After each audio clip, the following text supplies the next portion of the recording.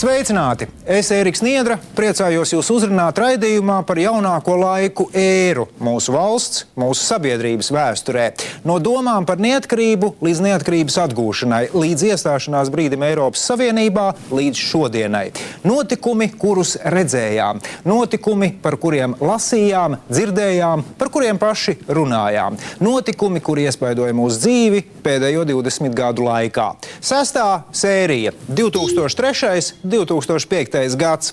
Karš Irākā, latvietis spēlē NBA, Džordžs Bušs pustukšā Rīgā, pēdējais armijas iesaukums, Latvija atgriežas Eiropā, vecāki nakšņo skolās. Karš pret terorismu turpinās. Savienoto valstu prezidents Džordžs Bušs nosauc valstis, kas viņa prāta atbalsta starptautisko terorismu, ļaunuma asi, veidojot Irāka, Irāna un Ziemeļkoreja. Abas pēdējās pagaidām neviens neaiztiek, taču Irākā valdošajam Sadama Huseina režīmam gan sākas grūtas dienas. Amerika, pamatojoties uz izlūkdienesta informāciju, apgalvo, ka Huseina rīcībā ir masu iznīcināšanas līdzekļi. Huseins liedzas, nav mūs nekādu ieroču. Visus, kas bija, sen esam iznīcinājuši.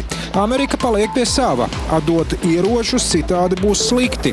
Pasaule sadalās divās daļās. Vieni uzskata, ka Sadams melo un tātad nepieciešams Irāku padarīt nekaitīgu. Otri, ka ieroču Huseinam tiešām nav un tātad Irāku jāliek mierā. Vienprātības nav un arī Eiropas valstu vidū. Vairums Austrumu Eiropas valstu atbalsta Ameriku, savukārt dažas tā sauktās vecās Eiropas Savienības valstis uz iespējamo karu pret Irāku raugās bez entuziasma. Francijas prezidents Žaks Širaks pat izmet, ka Eiropas Savienības jaunpienācēji šajā jautājumā palaiduši garām lielisku iespēju paklusēt. Taču jaunpienācēji nav ar mieru klusēt un izrādās teju vai uzticamākie Savienoto valstu politikas atbalstītāji, tostarp arī Latvija. Diskusijas par to, vai mūs jāatbalsta Amerika, nav īpaši garas. Vairums politiķu ir vienasprātis. Protams, jāatbalsta. Kas zina, pienāks diena, kad mums pašiem būs grūtības, un tad, kā teikt, dots devējam atdodas. Tā nu beigu beigās Amerikas viedoklis Irākas jautājumā gūst virsroku. Sākas karš, kurā Irākas armijai pretīm stājas sabiedroto spēki. To kodolu veido amerikāņi un briti, taču piedalās arī citu valstu karavīri – spāņi, poļi, austrālieši, mazliet vēlāk pievienojas arī Latvijas vienība. Huseins gan bravūrīgi sola amerikāņus sakaut, taču solīts makā nekrīt. 2 mēnešu laikā aktīvā karadarbība ir galā. Huseina režīms gāsts, bet pats diktators kaut kur paslēpies. Viņu no kāda pagraba izvilks vēl pēc pāris mēnešiem. Sabiedrotie varētu triumfēt, ja nekāds sīks misēklis meklētos masu iznīcināšanas ieročus, kuru dēļ vispār sākās karš. Tā arī neizdodas atrast. Ņemot vērā pasaulē notiekošo, arī Eiropas Savienība arvien nopietnāk domā par vienotu drošības politiku. Eiropai nepieciešami ātrās reaģēšanas spēki, kas varētu operatīvi piedalīties krīzes novēršanas operācijās vai humānajās misijās. Tāds ir dalību valstu viedoklis. Oficiāli šādu 60 000 vīru lielu grupējumu izveidos vēl pēc 4 gadiem. Taču mieru misijās eiropieši savus spēkus varēs iemēģināt ātrāk, bijušās Dienvidslāvijas teritorijā. Lēmums par to gan nenāks viegli, jo vispirms nāks saskaņot dalību valstu atšķirīgos viedokļus. Kā nekā, ārpolitika tomēr joprojām ir katras valsts darīšana. Tas ir ārkārtīgi nesolīts, rupšs un nesavaldīgs paziņojums. Cik ilgi Francija uzvedīsies tā, it kā būtu Napoleona laika Eiropas lielvalsts? Skaidrs, ka nevajag idealizēt ASV pozīciju, bet mēs vienmēr esam saņēmuši ASV atbalstu. Ja viss būtu franču un britu rokās, mēs nebūtu ne Eiropas Savienībā, ne NATO un ne savu misiju vēl ar vien te sēdētu. Francija vienmēr uzskata, ka viņiem ir taisnība un ka visiem ir jādomā kā viņi, bet Latvijai tāpēc nav jākrīt kaut kādos mazvērtības kompleksos. Stāties Eiropas Savienībā vai tomēr nē? Uz šo jautājumu Latvijas Republikas pilsoņiem jāatbild tautas nobalsošanā. Ja vairākums būs par, tad kļūsim par Eiropas Savienības dalību valsti. Ja pret, tad pēc kāda laika droši vien būs jārīko vēl viena tautas nobalsošana. Bet, lai nebūtu jāvelk garumā, tiek rīkot plaša reklāmas kampaņa. Tai jāpārliecina cilvēkus par atbildi jā. Pirms referenduma kampaņa ar daudzveidību neizceļas. Par un pret argumenti lielākoties ir diezgan vienkārši. Tie, kas ir pret, eiroskeptiķi, saka, lielajā Eiropas katlā latvieši pazudīs, nebūs mums ne valodas, ne nacionālās identitātes.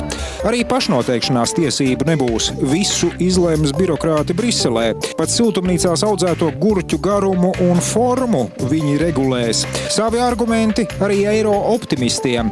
Kā tad mēs tā visi paliksim ārpus Eiropas, ja lietuvieši un igauņi būs iestājušies Eiropas Savienībā? Vai tikai tādā situācijā mums pāri nenodarīs Krievu lācis? Bet, ja iestāsimies, tad Latvijas uzņēmējiem un zemniekiem visi vārti būs vaļā. Varēsim izmantot Eiropas palīdzību un attīstīties uz nebēdu. Valdība operē ar makroekonomikas un makropolitikas rādītājiem, bet ko tie nozīmē, saprot vien retais. Bet vai no ekonomiskā viedokļa mums ir kāda alternatīva Eiropas Savienībai? Uz šo jautājumu atbildi neviens tā īsti nemaz arī nesniedz. Kā saimniekot, ja būsim Savienībā, tas aptuveni ir skaidrs. Kā naudu nopelnīt bez Eiropas Savienības, to pateikt neņemas ne eiroskeptiķi, ne eirooptimisti. Tas tad arī lielā mērā nosaka referenduma rezultātus. Balsošanā piedalās miljonus cilvēku un 67% nobalso par. Es balsoju par Latviju Eiropā. Latvijai Eiropā būt. Tāds ir tautas vairākuma spriedums. Savu lomu izvēlei par labu Eiropai droši vien spēlē arī attiecības ar Krieviju. Nekādas labās tās nav. Maskava Latvijai turpina pārmest cilvēktiesību pārkāpumus un nepilsoņu pataisīšanu par otrās šķiras cilvēkiem. Eļļu ugunī pielai protesti pret valdības iecerēto Krievu skolu reformu. Tā paredz, ka skolās, kurās līdz šim mācību valoda bijusi Krievu, turpmāk vismaz 60% mācību priekšmetu pasniedzami latviešu valodā. Daudziem Krievu skolu audzēkņiem, viņu skolotājiem un pedagogiem šāds kurs nepatīk. Būs taču muļķīgi, ja Krievu skolotājs Krievu bērnam algebru mācīs latviski, viņi saka. Tomēr valdība nav noskaņota ne piekāpties, ne arī meklēt kādus kompromisus. Atbildes reakcija ilgi nav jāgaida. Tiek izveidots Krievu skolu aizstāvības štābs, kas rīko regulāras protesta akcijas. Par to galveno kritikas objektu kļūst izglītības ministrs Kārlis Šadurskis. Mītiņotāji gan viņu nesauc citādi kā par Čornī Karļis, jeb Melnais Kārlis. Viņām veltīts pat īpašs videoklips ar Pink Floyd mūziku. Tādēļ gan izceļas neliels skandāls par autortiesību pārkāpšanu. Būtisku rezultātu gan protesta akcijām nav. Skolu reforma turpinās. Savs laiks mācībām, savs izklaidēm. Arī izklaides industriju skar globalizācijas vēsmas. Rīgā tiek atklāts pirmais daudzzāļu kinoteātris Forum Cinemas. Nopietnas konkurence nedaudziem atlikušajiem mazajiem kinoteātriem. To skaits ies mazumā.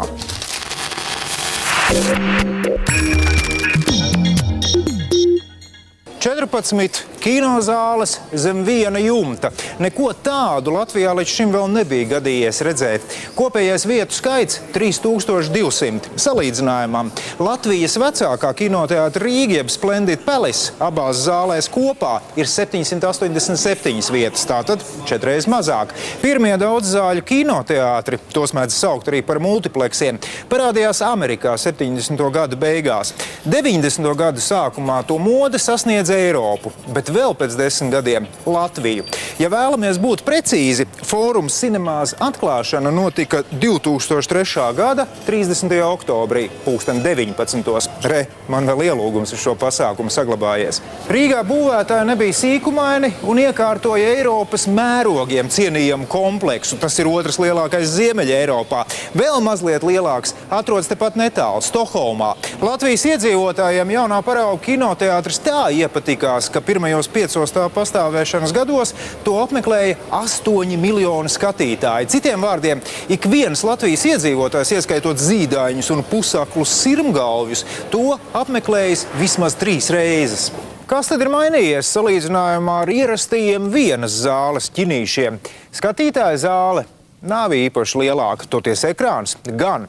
Šajā lielākajā Forum Cinemas zālē tā izmērs ir 280 kvadrātmetri. Apmēram tikpat, cik 3 vidēji izmēra dzīvokļi. Skatītāju krēsli ievērojami ērtāki un mīkstāki nekā vecajos kinoteātros. Kustoties tajos, nekas nečīkst vai negrab. Ja filma nav īpaši interesanta, šādos gandrīz vai klubkrēslos var pat aizmigt. Protams, ja netraucē skaņas efekti, kas šeit pacelti pavisam citā līmenī.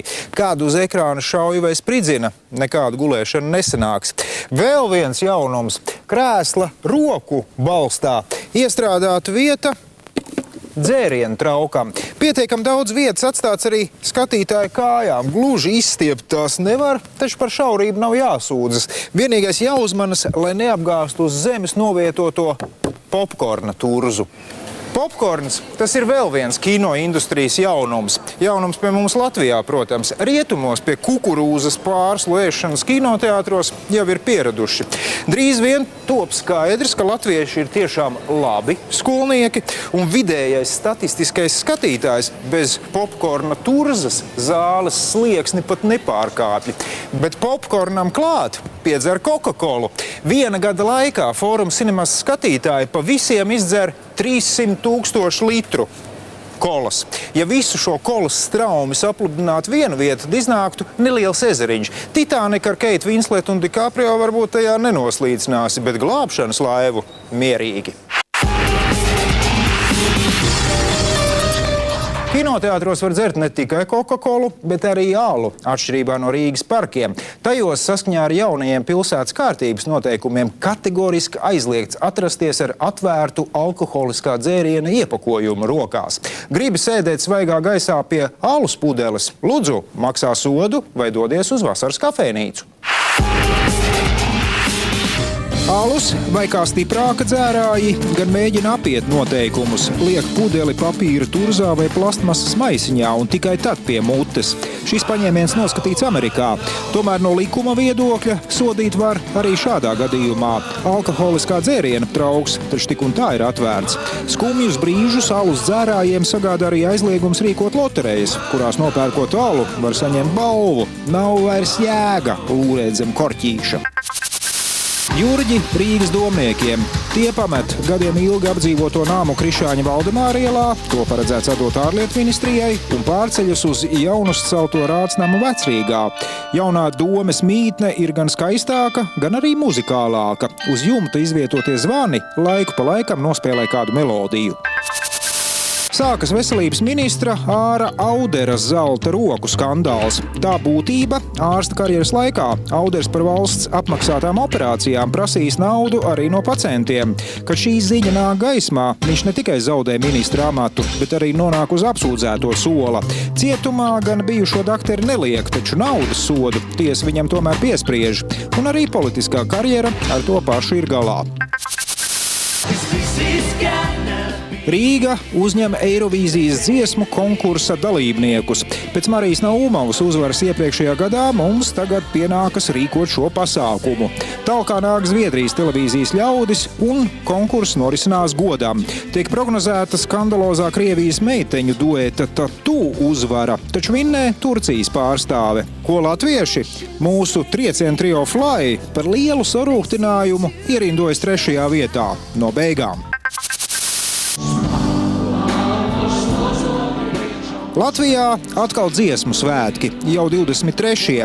Pirmo reizi šo svētku vēsturē notiek arī kas nepieredzēts. Līdzās 43 jauniešu koriem Skonto stadionā uz skatuves uzstājas un dzied pazīstami pop un rock vokālisti. Instrumentālais risinājums uzticēts grupai Time After Time, bet diriģents ir aizraujošais Normons Šnē. Repertuārā tautā populāri un melodiski mūsdienu latviešu hīti. Neprasts apvienojums, kad klasiska forma saskaras ar mūsdienīgu saturu un īstenojumu. Galvenais – publika ir sajūsmā. Atkal kārtējie strīdi par pieminekļiem. Šoreiz par monumentu, kas veltīts latviešu nacionālās pretošanās kustības vadītājam 2. pasaules kara laikā Konstantīnam Čakstem. Iniciatīvas grupa pieminekļu veidošanu uztic tēlniekam Gļebam Panteļejevam. Viņa izstrādātais pieminekļu projekts saucas Ideālisma formula. Tomēr iecer apstājas brīdī, kad pieminekļu gādātāji uzstāja. Monumentam jāatrodas nekur citur, kā vien bijušā Ļeņina pieminekļa vietā. Kad šo vietu neizdodas dabūt, iniciatīvas grupa ieceras atsakās. Bez jauna pieminekļa gan pilsēta nepaliek. Beidzot tiek uzstādīts par ziedojumiem veidotais piemineklis Kārlim Ulmanim.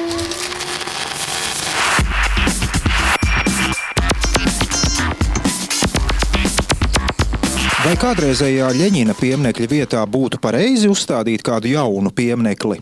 Droši vien, ka šī definīcija jaunu pieminekli ir šim brīžam pārsteidzīga. Mēs zinām, ka tā vieta ir ārkārtīgi aktīva un tā pievērš uzmanību. Taču jebkurš politiskais simbols tajā vietā prasīs apskates laukumu un rituālu laukumu un arī pieiešanu.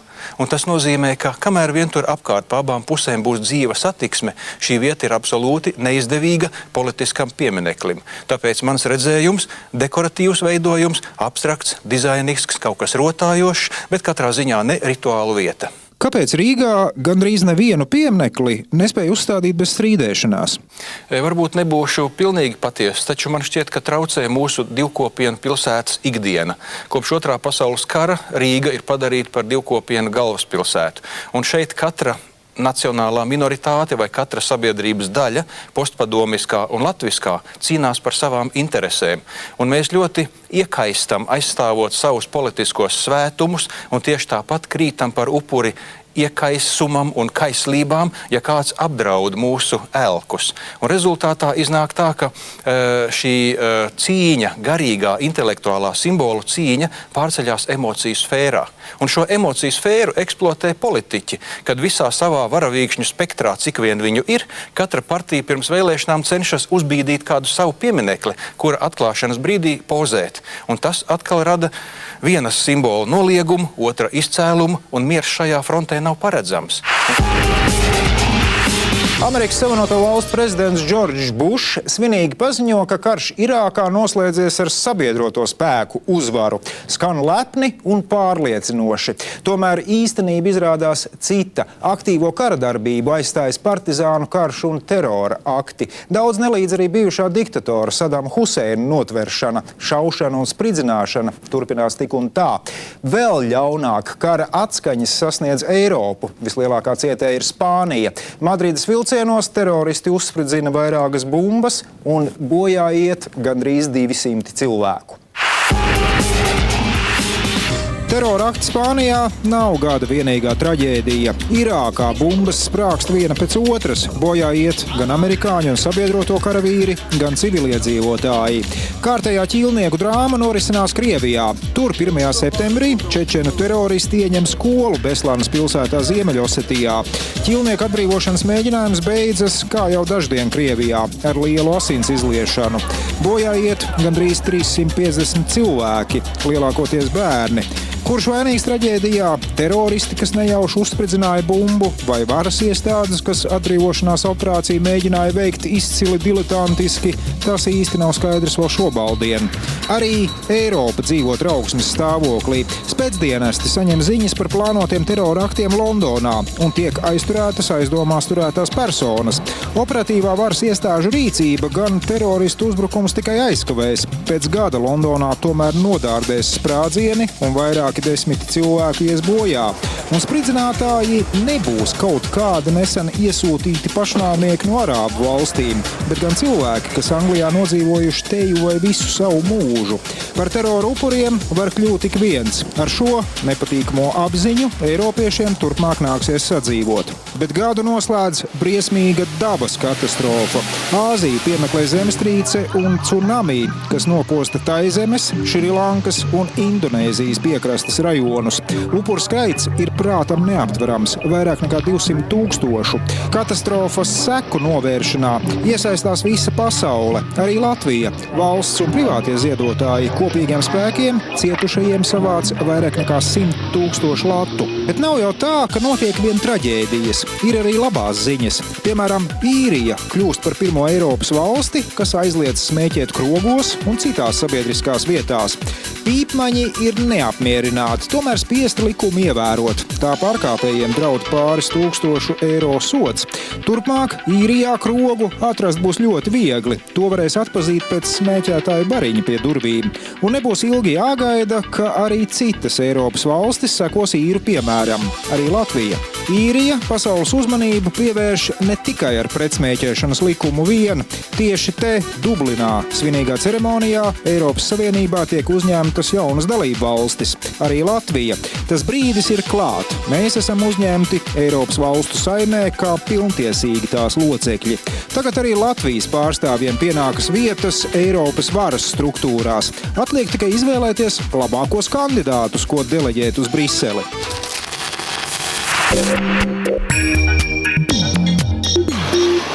Vietā, kurā 90. gados Briselē uzcēla Eiropas parlamenta ēku, agrāk atradusies alus darītava.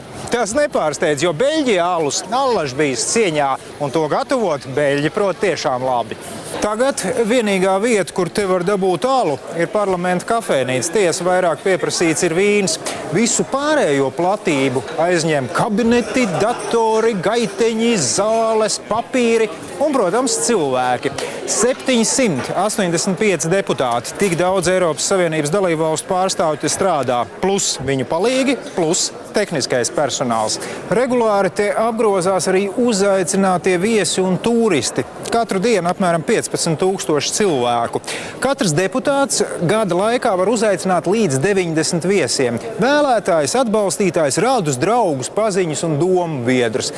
90 reiz 785 deputātu skaits, tas ir 70,650. Arī visa šī armija ir jāpieskaita apmeklētāju pulkam. Brisele ir tikai viena no 2 Eiropas parlamenta mājvietām, otra atrodas Strasbūrā, Francijā. Daļa parlamenta apkalpojoši ierēģi, apmēram 2000, sēž arī Luksemburgā. Plaši sazarota sistēma, kuras uzdevums ir padarīt Eiropu par vienotu organismu, kas darbojas pēc vienotiem principiem. Jā, tā ir milzīga sistēma, taču arī pat Eiropa nav maza. Eiropas parlamenta Briseles mītnes centrālā plenārsēžu zāle. Katram deputātam savu darba vieta ar elektronisko balsošanas sistēmu un austiņām, lai dzirdētu citu valstu kolēģu runu tulkojumus. Tulku kabīnes novietotas visapkārt zālē, te aiz stikla sienām. Katrai valstī un valodai kopā to ir 23 sava tulku kabīne. Ar runu sinhrono tulkojumu tulku darbs neaprobežojas, jātulko arī visa parlamenta dokumentācija. Praktiskāk būtu iztikt ar biežāk lietoto angļu valodu, taču to neatļauj citu nāciju lepnums. Īpaši jūtīgi šajā ziņā ir franči. Deputātu darba vietu zālē ir pa kādām 100 vairāk nekā pašu deputātu. Parlamenta ēkas pasūtītāji un projektētāji izrādījuši tāredzību. Tātad teorētiski Eiropas Savienībā vēl var uzņemt dažas dalībvalstis, un to deputātiem nebūs kaktā kautrīgi uz ķeblīša jāsēž. Zāles centrā tribīne. Tajā parasti uzstājas īpaši oficiālie viesi. Uz paaugstinājuma vieta prezidijam padomāts arī par netik svarīgajiem viesiem. Tiem ierādīta vieta galerijā. Sēdi, skaties un klausies, nu gluži kā teātrī. Par ērtībām parlamentā ir padomāts fitnesa zāle, ceļojuma aģentūra, kafejnīcas un ēdnīcas. Lūk, pat sava pasta nodaļa, vairākas bankas, tas viss atrodas šeit. Pat sava frizētava. Tās meistariem jāpielāgojas deputātu mentalitātei. Piemēram, austrumeiropiešu matus griež retāk nekā rietumeiropiešu. Toties austrumeiropas dāmām patīk matus biežāk balināt. Tādas lūk nianses. Ēku kompleksā darbojas arī ātrgaitas lifti. Mazliet atgādina Harry Potteru un burvju valstību, jo pēc 5. nāk nevis 6., bet 6,5. Tas tāpēc, ka šajā ēkā apvienoti vecais un jaunais korpus, kuru līmeņi mazliet atšķiras. Simboliski, gluži kā jaunā un vecā Eiropa. Latvijai atkal jāizdara izvēle. Jāizvēlas tie cienījamākie ļaudis, kas varētu kļūt par Eiropas parlamenta deputātiem. Jāatrod arī piemērots kandidāts augstajam Eiropas komisāra amatam. Kā jau tas ierasts, ar meklējumiem mums iet kā pa celmiem. Tomēr beigas izrādās labas. Ir mums gan savi eirodeputāti, gan patiešām labs Eiropas komisārs. Ir mums savi tiesneši augstajās tiesu palātās, pārstāvi sociālo un reģionālo lietu komitejās. Nu varam droši piedalīties lielā Eiropas kuģa stūrēšanā. Eiropas parlamenta vēlēšanas, tas mums ir kaut kas pavisam jauns. Arī partijām. Tām sākas tāda kā personības dalīšanās. No vienas puses uz Eiropu vajadzēja deleģēt savus labākos un pazīstamākos kadrus. No otras, ja labākie aizbrauks uz Briseli, tad ko pēc tam liksim Saeimas vēlēšanu listē? Beigās vinnētāji tomēr ir tie, kas sarakstos ieraksta pazīstamākos uzvārdus. Par tiem vairumā gadījumu cilvēki arī nobalso. Kaut gan balso sliņķi. Līdz vēlēšanu iecirknim aizstaigā vien 41% vēlētāju. Kādēļ tik zema aktivitāte? Lielākoties tādēļ, ka cilvēki īsti nesaprot, kāds mums labums no dažām dāmām un kungiem, kas Latviju pārstāvēs Briselē. Arī paši politiķi pēc Latvijas iestāšanās Eiropas Savienībā apjūk un sāk minstināties. Ko gan tagad iesākt? Kā izmantot jaunās iespējas? Vai arī varbūt nekad to nav zinājuši? Simboliski, bet jau kampaņā pirms referenduma par iestāšanos Eiropas Savienībā oficiālais lozungs bija nenoteikts un neizlēmīgs. Latvija Eiropas Savienībā un seko daudzpunkte. Tāda pati daudzpunkte turpinās arī vēlāk. Īstu attīstības prioritāšu politiķiem nav. Atšķirībā no, piemēram, Čehijas, kas gribēja panākt enerģētisko neatkarību no Krievijas, un to arī paveica. Bet varbūt prioritātes meklēt vienkārši nav laika. Ir svarīgāki darbi darāmi. Jāmeklē Eiropas komisārs. Cilvēks, kurš Latviju pārstāvēs Eiropas kopīgajā valdībā. Kad Eiropas komisija dala komisāra portfeļus, Latvijai tiek enerģētika. Kuru deleģēt augstajām amatām? Pirmā kandidāte – Sandra Kalniete. Viņu ātri noraida. Nav gana laba. Nākamā kandidāte – Ingrīda Ūdre, Saeimas priekšsēdētāja. Liela daļa vietējo politiķu viņa atbalsta, taču Ūdres popularitāte sabiedrībā ir gaužām zema. Diez vai cilvēki sapratīs šādu izvēli. Beigās tiek atrasts neitrāls kandidāts, pret kuru nevienam nav iebildumu ne Latvijā, ne Briselē. Ilgadējais diplomāts Andris Piebalgs. Komisāra izvēle gan ne tu nav vienīgais Latvijas ieguldījums. Pateicoties vienam uzņēmumam no Latvijas, pārmaiņas piedzīvo arī Eiropas darba tirgus. Uzņēmumu sauc Laval un partneri, un tas pretendē uz celtniecības pasūtījumiem Eiropas Savienības dalībvalstī Zviedrijā. Pasūtītāji labprāt nolīgtu Latvijas kompāniju, taču iejaucas Zviedru arotbiedrības. Latviešiem nedrīkst maksāt mazāk kā Zviedriem, citādi neļausim viņiem te strādāt, pasludina tās. Lai izspiestu lētākos konkurentus no tirgus, tās bloķē celtniecības objektus un beigās panāk savu. Pasūtītāji ir spiesti atteikties no latviešu pakalpojumiem. Latvija meklē taisnību tiesā, un 3 gadus vēlāk Eiropas kopienu tiesa pasludina spriedumu. Taisnība ir Laval pusē, un Zviedru arotbiedrībām nav tiesību uzspiest citiem savu koplīgumu. Tas vērtējums kā pakalpojumu brīvības ierobežojums. Turpmāk šis spriedums kalpos kā precedents līdzīgos gadījumos visā Eiropā. Ar laiku Zviedrija var zaudēt savu sociāldemokrātiskās paradīzes statusu, bet atbildība par to būs jāuzņemas valdībai. Tāpēc tā iekšpolitisku mērķu dēļ pat labāk riskē ar Eiropas Savienības ekonomikas pamatprincipu ignorēšanu, nekā pieņem problēmas patieso būtību. Latvijas Laval un partneri te šķituši itin piemēroti, kas tur ko nepieveikt mazas nabadzīgas valsts nelielu uzņēmumu. Taču uzvar nenāks viegli, nekas vēl nav beidzies. Patiesībā tikai sācies. Eiropā ieiet arī Latvijas futbolisti, un kā vēl ieiet? Pārsteidzošā kārtā mūsu valsts izlase iekļūst Eiropas čempionāta fināla turnīrā. Kaut ko tādu no mūsējiem neviens nav gaidījis, jo aiz borta paliek Polija, Rumānija, Ukraina un Turcija. Starp citu, tieši turkiem mūsējie pieliek priekšā kāju. Tā tik tiešām ir Eiropas mēroga futbola sensācija.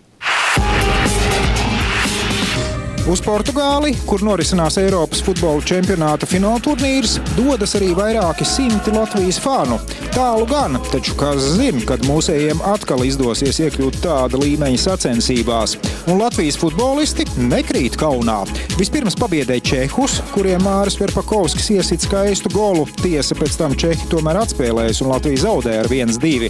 Tad nospēlēja neizšķirti ar Vāciju 0-0 un tikai grupu turnīra izskaņā ar 0-3 zaudējumu spēcīgajai Nīderlandes izlasei.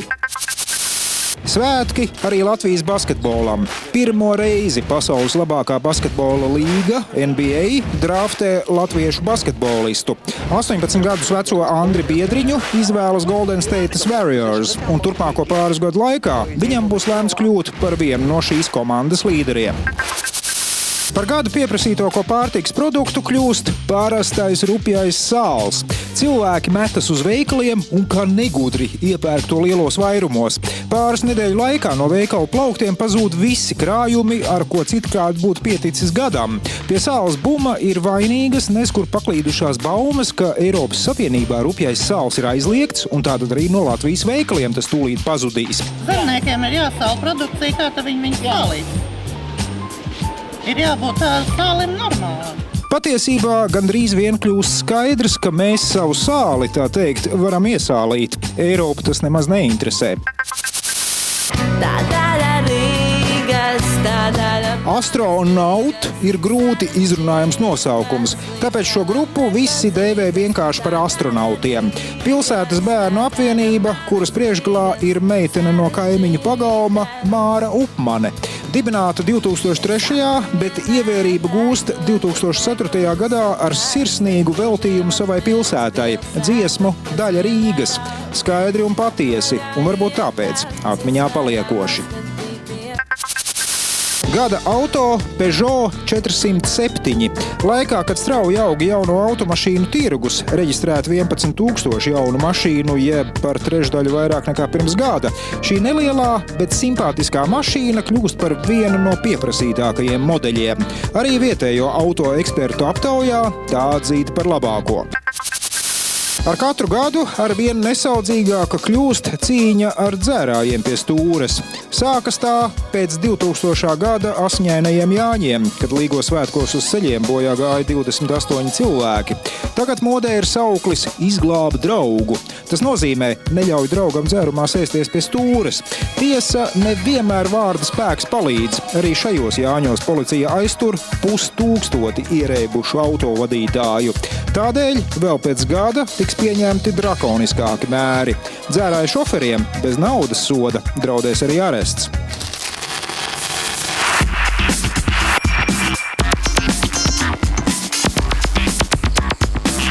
Vai braukšanas tikumi Latvijā pēdējo 20 gadu laikā ir mainījušies? Braukšanas tikumi Latvijā pēdējos 20 gados noteikti ir pamatīgi mainījušies, jo vienkārši cipari 90. gada sākumā uz ceļa gāja bojā ap 1000 cilvēkiem gadā. Kaut kā nebija ne mašīna, pat benzīna nevarēja nopirkt. Ceļi bija tukši, bet pamanījās tāds bars cilvēku nosisties. Tad tagad, kad mašīna ir daudz vairāk, visi arī braukā vairāk, degvielu tērē vairāk, bojā iet kā 300-400 cilvēku gadā. Tā kā būtiski ir izmainījušies tie uzvedības noteikumi uz ceļa. Drīzāk vairāk ir žēl, ka šajos 20 gados nekas nav izdarīts dēļ paša ceļa. Viņš ir tāds pats, tikpat salūzis, tikpat bēdīgs, tas asfalts ir redzējis arī padomju laikus, nekas nav mainījies. Pa visu valsti ir 2 jauni objekti, Dienvidu tilts un Saulkrasta apveceļš. Vai tas ir daudz 20 gados? Es domāju, ka pēc Pirmā pasaules kara, kad radās valsts līdz Otrajam pasaules karam, mēs devām vairāk izdarījuši valsts labā, nekā tas ir šobrīd. Par to gan žēl. Kādus spēkratus izvēlas Latvijas autobraucēji? Latvijas, domāju, varētu būt pirmajā vietā pat pasaulē dēļ tā, ka mēs izvēlamies katru 5. mašīnu, ko cilvēki jauni pērk, ir apvidus auto. Pat kaut kādā Islandē, kur jābrauc pa kodiem geizeriem un ledājiem, man liekas, ka nav tik daudz. Bet tam par iemeslu arī tā mūsu plātība austrumnieciskā, kas ar mums no Krieviem ir nākus līdzi. Un arī tas, ka mums tie ceļi ir diezgan drausmīgi un ar mazāku mašīnu mēs vienkārši iekritīsim bedrē un viens mūs neatradīs. Tāpēc bieži cilvēki izvēlas auto ar lielākiem riteņiem, jo ceļš tiešām prasa milzīgas riteņas, savādāk mēs tās mašīnas salaužam. Planētas klimats mainās, to ievērojas ik viens, arī Latvijā. Pavasara atnākšana jāgaida ilgāk, vasaras kļūšas lietainas, vai gluži otrādi, sausas un karstas. Sniega ziemā vairs nav. Pārmaiņas notikušas arī citviet pasaulē. Amerikas piekrasti plosa viesuļvētras, Eiropu regulāri piemeklē karstuma viļņi un plūdi. Kas notiek? Daba vainīga vai tomēr cilvēks? Izrādās, tomēr cilvēks. Tāpēc vairums pasaules valstu nolēma kaut ko darīt un samazināt vides piesārņojumu. Eiropa šai problēmai ķeras klāt īpaši nopietni. Par apkārtējās vides saudzēšanu vairākas valstis nopietni domāt sāka jau 90. gados. 1997. gadā apvienoto nāciju konferencē tika parakstīts Kyoto protokols. To parakstījušās valstis apņēmās laika posmā no 2008. līdz 2012. gadam samazināt siltumnīcas efektu izraisošo gāzu daudzumu par vairāk nekā 5%. It kā nav daudz, tomēr vairākas rūpnieciski attīstītās valstis, tostarp Ameriku un Austrālija, nebija noskaņotas protokolu ratificēt. Par aktīvāko Kyoto protokola normu pildītāju kļūst Eiropas Savienība. 2005. gadā Savienība ievieš kaitīgo izmešu kvotu tirdzniecību. Katrai dalībvalstī, atkarībā no tās ekonomikas attīstības līmeņa, tiek piešķirta noteikta izmešu kvota. Ja valsts rūpniecības uzņēmumi tajā var iekļauties, viss kārtībā. Ja nē, papildus kvotu iespējams nopirkt no kādas rūpnieciski netika attīstītas valsts. Piemēram, ja Latvija savu kvotu nav pilnībā izlietojusi, tad atlikumu var pārdot Vācijai. Var jau teikt, ka tirdzniecība ar atļaujām piesārņot dabu ir amorāla, taču no otras puses, pateicoties kvotu sistēmai, ir cerības kopējo piesārņojumu līmeni ievērojami samazināt. Turklāt sistēma motivē meklēt vidē draudzīgākas ražošanas metodes. Gada nogalē ar izbrīnu vērojam reportāžas no Parīzes. Nē, nevis par Luvras jaunākajiem eksponātiem vai Eifeļa torņa remontu, bet gan par masu nekārtībām. Ja iepriekš kādam likās, ka Eiropa ir paradīze, kurā visi ir laimīgi un dzīvo pārticībā, tad tagad varam pārliecināties, ka tā nav. Parīzes nemieri sākas ar muļķīgu incidentu. Bēgot no policijas, 2 gados jauni imigranti ielien elektrības transformātoru būdā. Iznākums likumsakarīgs. Bēgļi saņem spēcīgu strāvas triecienu un iet bojā. Varētu likties neiedzīgs nelaimes gadījums un paši bojā gājušie vien vainīgi. Taču pamatīgajai imigrantu kopienai, kas apdzīvo Parīzes priekšpilsētas, ir cits viedoklis. Pie visa vainīgi policisti un varas iestādes. Imigrantu rajonos valda bezdarbs, nosacīts trūkums un noziedzība. Ideāla augsne nemieriem. Jaunieši iziet ielās, apmētā policistus ar smagiem priekšmetiem, demolē veikalus un dedzina automašīnas. Un tā vairākas naktis pēc kārtas. Bilance – vēl viens cilvēks iet bojā, 10 tiek ievainoti, sadedzināti 9000 automašīnu.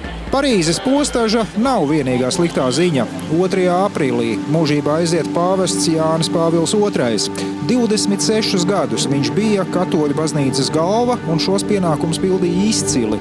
To atzīst ne tikai katoļi vien. Viņš kļuva par pirmo pāvestu, kurš regulāri apciemoja valstis visdažādākajās pasaules malās. No Filipīnām un Armēnijas līdz Ēģiptei un Mehiko. Viņš bija pirmais pāvests, kurš apmeklēja Jeruzālemi un, jā, arī Latviju. Iespējams, bez Jāņa Pāvila II arī Eiropa būtu mazliet savādāka, jo Polijā dzimušā Karola Vojtīlas ieguldījums komunistisko režīmu sagraušanā Austrumeiropā nudien nebija mazs. Romas pāvests nāca no pasaules mēroga mazas tautas, un viņš palīdzēja citām mazām tautām celt savu pašapziņu. 1993. gadā pēc Latvijas pāvests devās uz Igauniju un, lai uzrunātu nedaudzos Igaunijas katoļus, Igaunijā katoļi ir tikai daži tūkstoši, apguva igauņu valodas pamatus. Kad pēc tam pāvestam tika jautāts, kāpēc viņš apguva igauņu valodas pamatus, ja Igaunijā katoļu skaits ir tik niecīgs, Jānis Pāvils II atbildēja, ka šie 1000 igauņu katoļi to bija pelnījuši. Uz pāris dienām Rīgas centrs kļūst teju vai izmiris. Ielās gandrīz neviena cilvēka, nav ierastās automašīnu straumes, veikali un krogi kā izslaucīti. Kas noticis? Vai rīdzniekus piemeklējas kāda ļauna kaite, izsludināta karantīnas stunda? Nekā tam līdzīga. Pie mums ciemos brauc Amerikas Savienoto Valstu prezidents Džordžs Bušs, un tāpēc pilsētā ieviesti nelieli drošības pasākumi. Rīgas centrs būtībā tiek slēgts. Ielas nobloķētas ar žogiem, barjerām un bruņu mašīnām. Centra iedzīvotājiem tiek silti ieteikts Buša ciemošanās laikā aizbraukt padzīvot kaut kur citur, teiksim, pie lauku radiem. Varas iestādes dara visu, lai prezidentam Omu nesabojātu kaut kādi muļķīgi pārmetumi. Kad daži aktīvisti grib Bušam redzamā vietā novietot plakātu, kas aicina padomāt par mieru pasaulē, tad drošībnieki uzskatāmo aģitāciju liek aizvākt tālāk no acīm. Pasaule tiešām ir mainījusies. Tas redzams pēc tā, kā Amerikas prezidents tiekas ar vienkāršo Latvijas tautu. Ja viņa priekšteča Bila Klintona uzrunu pie brīvības pieminekļa varēja apmeklēt jebkurš interesents, tad Džordža Buša auditorija tiek rūpīgi atlasīta. Un var jau būt, ka pārspīlētajiem drošības pasākumiem ir pamats. Pāris dienas vēlāk, kad prezidents apciemo Grūziju, tur kāds dīvainis mēģina iemest viņam ar granātu. Galu galā drīz vien prezidents Rīgu atstāja un dzīvi iet ierastajās sliedēs. Turklāt savs labums no Buša vizītes nenoliedzami ir. Prezidents skaidri liek saprast, ka uzskata Latviju par uzticamu Amerikas sabiedroto un publiski atzīst, ka Baltija pēc Otrā pasaules kara piedzīvoja vēl vienu okupāciju. Ciemos dodas ne tikai Amerikas, bet arī Latvijas valsts galva. Vaira Vīķa Freiberga, kā vienīgā no Baltijas valstu prezidentiem, nolēma apmeklēt uzvaras pār nacismu 60. gada dienas pasākums Maskavā. Igaunijas un Lietuvas vadītāji norāda, ka baltiešiem par kara beigām pamata priecāties nebija. Vienu okupācijas režīmu nomainīja otrs. Līdzīgi domā arī Latvijas prezidente, taču viņa pieņem Krievijas uzaicinājumu uz pompozo svētku svinēšanu. Tur viņa cer izskaidrot Baltijas valstu dalītās jūtas pret uzvaras dienu. Skaidrot jau varētu, tikai nav neviena, kas klausītos. Vieni atceras pagātni, citi skatās nākotnē. Ir īstais brīdis, lai ieguldītu naudu nekustamajos īpašumos un jau pēc neilga laika gūtu labu peļņu. Par cenu celšanos lielā mērā jāpateicas bankām. Tās hipotekāros kredītus daļā tik dāsni, ka grēks neņemt. Ak, kredīts būs jādod? Sīkums. Pārdošu tagad nopirkto dzīvokli, atdošu kredītu un pats vēl nopelnīšu 20%. Tad paņemšu nākamo kredītu, nopirkšu vēl vienu dzīvokli un tā tālāk. Apmēram tā spriež nekustamo īpašumu spekulanti, kuru skaits aug pa stundām. Neviens arī necenšas spekulantus pārliecināt par pretējo. Ne bankas, ne arī valsts iestādes.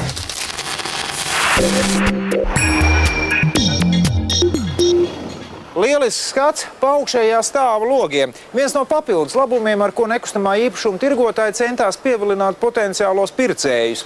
Jauna māja, plaši dzīvokļi, apsargājama autostāvvieta. Nu, ko vēl vairāk varētu vēlēties?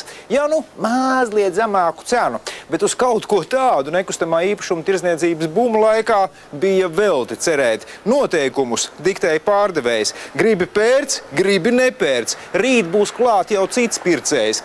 Līdz laikiem, kad dzīvoklim vai mājai komplektā piedāvāja arī virtuves iekārtu, mašīnu vai ceļojumu, vēl daži gadi bija jāpaciešas. Dzīvokļu izvēle bija pieklājīga. Ja naudiņas mazāk, pēras ģimenes liksdiņu padomu laika paneļmājā kaut kur Purciemā. Cena 70 000 eiro. Ja esi turīgs, lūdzu, pavisam svaigs dzīvoklis jaunā mājā, varbūt pat tuvu centram. Te cenas varēja sasniegt jau astronomiskus skaitļus. Divstāvu dzīvoklis nekustamā īpašuma būma ziedu laikos kādā no augšējiem stāviem varēja maksāt 200 000 eiro un pat vairāk. Tiesa, augstā cena nevienmēr garantēja arī kvalitāti. Vēl viens klupšanas akmens - nama apsaimniekošana. Gadījās, ka apsaimniekotājs nomainījās, bet jaunais saimnieks par iepriekšējā solījumiem it dzirdēt negribēja. Tad par apsardzi un lēto apkuri nācās aizmirst. Diemžēl to, ka esi nopircis sivēnu maisā, varēja apjaust tikai tad, kad kāds laiciņš namā nodzīvots, apmēram pēc mēneša. Tādēļ dzīvokļu iegādi jaunajos projektos mēdz salīdzināt ar lotereju. Varbūt paveiksies, bet varbūt nē. Dažu gadu laikā notikušais cenu lēciens bija galvu reibinošs. Celtnieki atrotīja piedurknes un lika pamatus aizvien jaunām un jaunām jaunbūvēm. 2003. gadā dzīvoklis Rīgā ar pabeigtu iekšējo apdari maksāja 500 latus kvadrātmetrā, vēl pēc gada jau 750 un jau mikrorajonā, nevairs centrā. 2005. gadā cena bīstami tuvojās 1000 latu robežai, vēl pēc gada tā jau bija pārsniegta, bet iepirkšanās bumu tas neietekmēja.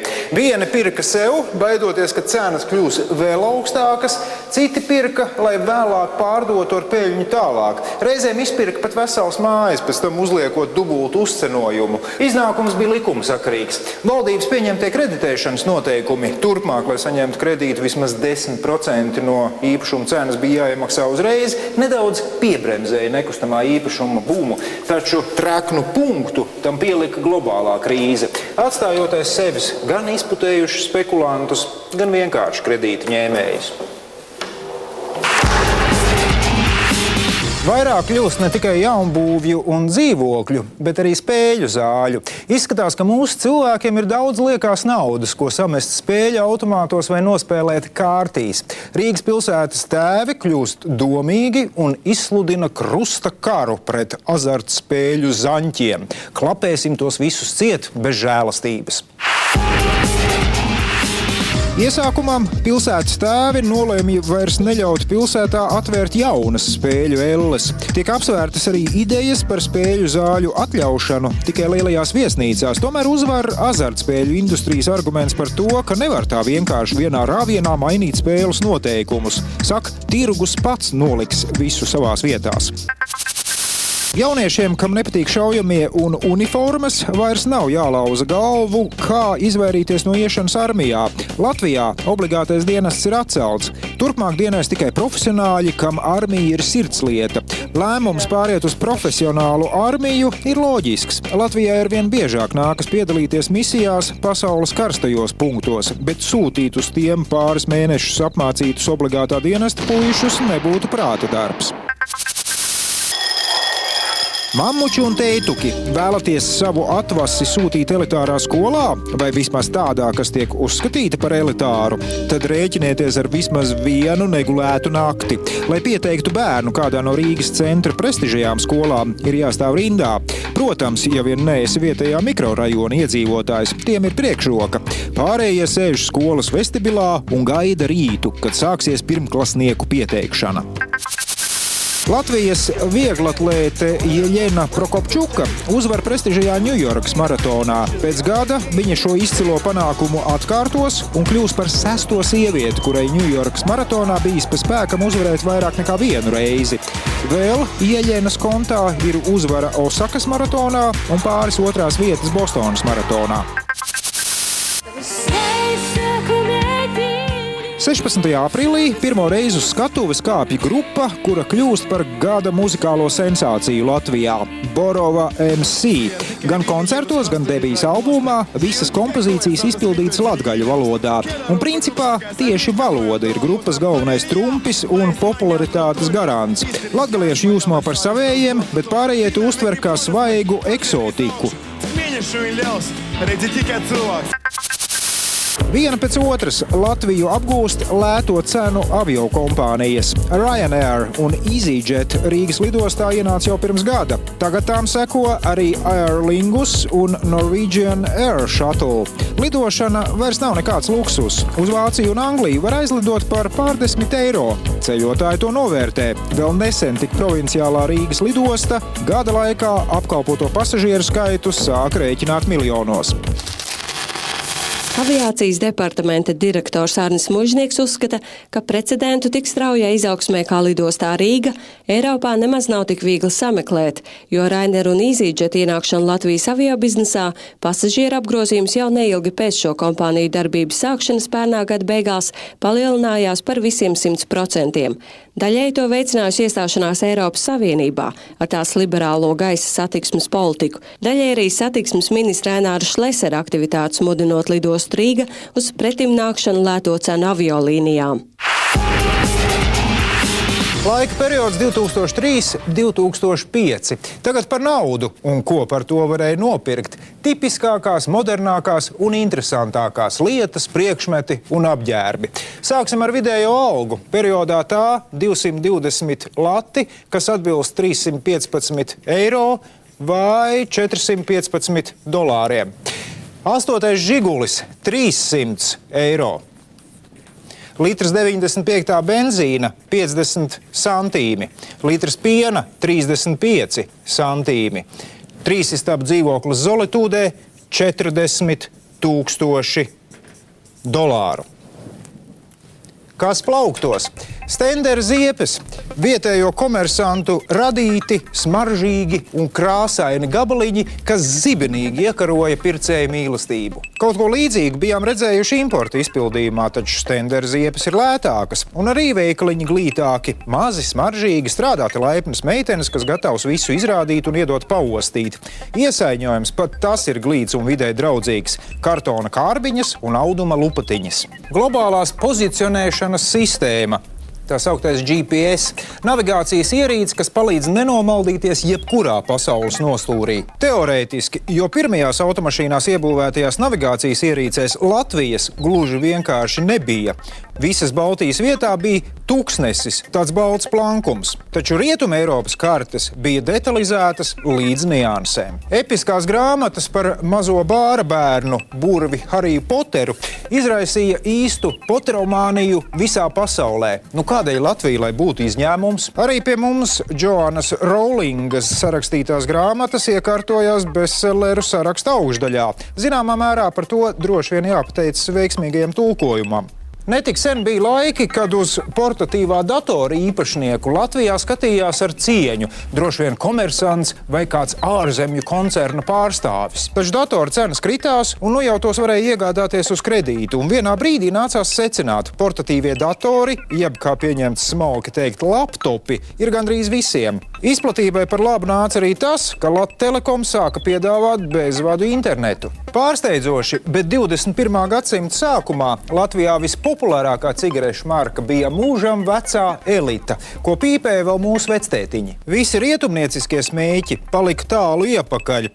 Garšas īpašības un kvalitāte nekāda. Vienkārši Elita bija viena no lētākajām cigarešu markām. Vēl viens blakus faktors – statistikā nemaz nebija iekļautas kontrabandas cigaretes, kuru īpatsvars Latvijā noteikti nebija mazs. 2003. gada Francijas vīns, ja kur redziet, pērciet droši. 3. gada raža skaitās labākā pusgadsimta laikā. Tagad arī pie mums parādījās īsti vīnu pazinēji, nevis tikai tādi, kas par zinātājiem izlikās. Tādēļ arī mūsējie prata labu mantu novērtēt. Kaut gan daži tomēr palika pie uzskata, ka Latvijā labu vīnu nav iespējams nopirkt. To jāved no Francijas. Ja vēlējies izcelties iespaidīgāk, nācās pirkt mobilo telefonu Vertu, titāna vai zelta korpusā. Cena no 3000 latu uz augšu. Pieprasījums pietiekoši, jo drīz vien Rīgā atver īpašu Vertu salonu. Nekādus īpašus tehnoloģiju brīnumus Vertu telefonu nepiedāvāja, taču izskatījās cienījami un ļāva saimniekiem justies kā izredzētajiem. Apģērbs. Modes ziņā ieejam Eiropā, vismaz mums pašiem tā liekas. Versace, Dolce Gabbana, Armani. Ja grib būt moderns, apģērbam jābūt rotātam ar šo firmu zīmēm. Runā, ka Austrum Eiropai slavenie modes nami pat ražo apģērbu ar palielinātiem uzrakstiem. Rietum Eiropā šāda izrādīšanās nav cieņā. Populāri ir bižutērija, jo caurspīdīgāk, jo labāk. Jālīdzinās taču Parisai Hiltonai un citām šovu biznesa zvaigznēm. Un vēl, viens pēc otra durvis var jauni naktsklubi, kas rada jaunu ģērbšanās stilu, tā saucamā clubwear, kur zīmēšanās ar zīmoliem ir teju vai obligāta. Tā bija dokumentālā seriāla Atgriešanās Eiropā 6. sērija. Nākamajā reizē 2006. 2008. gads. Lielais hokejs Rīgā, no bronzas Aļošas līdz Hugo Bossa veikalam, Latvijas lācis Igaunijas salā, dārgo automobīļu bums, Rīgas dome pret sekstūristiem, Nothing Special un globālā krīze. Visu labu! Līdz nākamajai sērijai!